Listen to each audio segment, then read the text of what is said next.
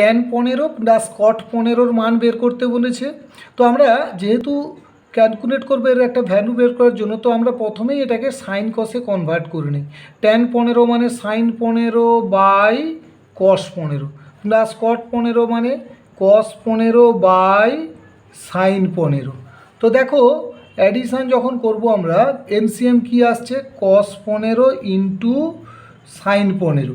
দেখো তাহলে এদিকে কি হচ্ছে, অ্যাডিশানের জন্য sin² 15 প্লাস cos² 15। আচ্ছা আমরা তো জানি sin² 15 প্লাস cos² 15 কত হবে, 1 হবে। এবার নিচে কি থাকছে দেখো, cos 15 ইন্টু sin 15। দেখো এইটা যদি সূত্র হতে হয় তাহলে একটা 2 চাই আমার। সেই 2টা কোথা থেকে পাবো আমরা, ওপরে একটা 2 দিয়ে দিই, নিচে একটা 2 দিয়ে দিই, তাহলে cos 15 sin 15। লক্ষ্য করো তাহলে 2/sin2θ, 2 sin θ cos θ sin2θ, that is sine কত হলো 30, 15 দুগুণে 30। এবার দেখো sin 30 মান আমরা কত জানি, হাফ, তাহলে টোটাল রেজাল্টটা কত হবে তাহলে 4। তাহলে দেখো অপশান সিতে এখানে 4 আছে।